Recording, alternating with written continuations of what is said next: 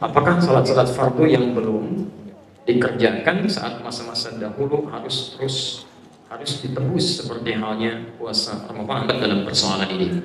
Yang pertama, Imam Syafi'i berpendapat bahwa karena salat itu ibadah inti yang tidak boleh ditinggalkan dan kemudian melekat kefarduannya bagi setiap muslim, maka setiap orang yang pernah melewatkan salat dalam hidupnya dalam keadaan dia beriman, ingat, dalam keadaan dia beriman, bukan dalam keadaan sebelum beriman.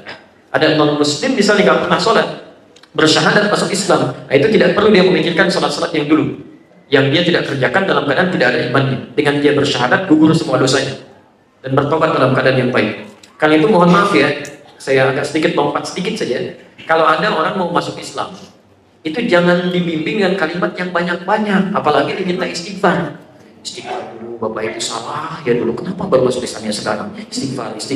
Istighfar yang dimohonkan oleh orang yang belum beriman gak akan diterima oleh Allah. Ya jangankan orang gak beriman, orang beriman pun memohonkan istighfar untuk yang tidak beriman gak akan diterima, kecuali dia beriman dulu. Dicepat, kalau ada yang mau masuk Islam langsung bimbing Bismillah, ucapan syahadat seketika.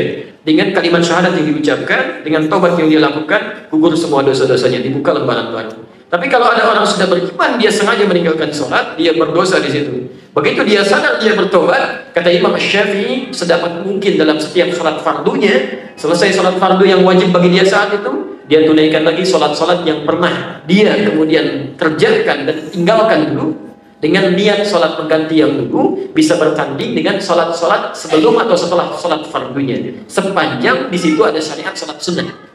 Misal qobliyah zuhur ada ba'diyah zuhur ada. Tayyib. Jadi Anda bisa kerjakan, misal setelah sholat zuhur kan ada ba'diyah 2 rakaat, Anda bisa tunaikan ba'diyah 2 rakaat, atau Anda bisa ganti itu untuk menunaikan sholat yang dulu pernah ditinggalkan. Setelah ba'diyah 2 rakaat, sholat lagi 4 rakaat mengganti zuhur yang dulu. Ya. Kemudian asar misalnya kan setelah adzan berkumandang kan tiba asar ya. Baik, ada qobliyah asar? Ada sholat mutlak sampai 4 rakaat. Nah, Anda bisa ganti itu dengan menunaikan niat sholat asar yang dulu pernah ditinggalkan. Begitu imam sudah mulai bangkit untuk menunaikan sholat fardunya, Anda tunaikan dengan asar yang sekarang Anda kerjakan. Tapi pada asarnya nggak ada. Jadi jangan Anda menunaikan sholat-sholat pengganti di waktu-waktu yang dilarang. Ya, misal habis sholat subuh, Anda sholat lagi, gitu kan? Habis sholat asar, Anda sholat lagi. Selain bisa keliru, juga bisa menimbulkan fitnah bagi sekitaran setempat yang melihat. Itu siapa sih? Iya ya, kayaknya aliran baru ya. Iya, terlalu soleh ya. Tapi aja begitu tuh jadi perbincangan. Jelas ya? Itu pendapat Imam Syafi'i. Imam Abu Hanifah dan sebagian yang lain berpendapat tidak perlu dia mengganti.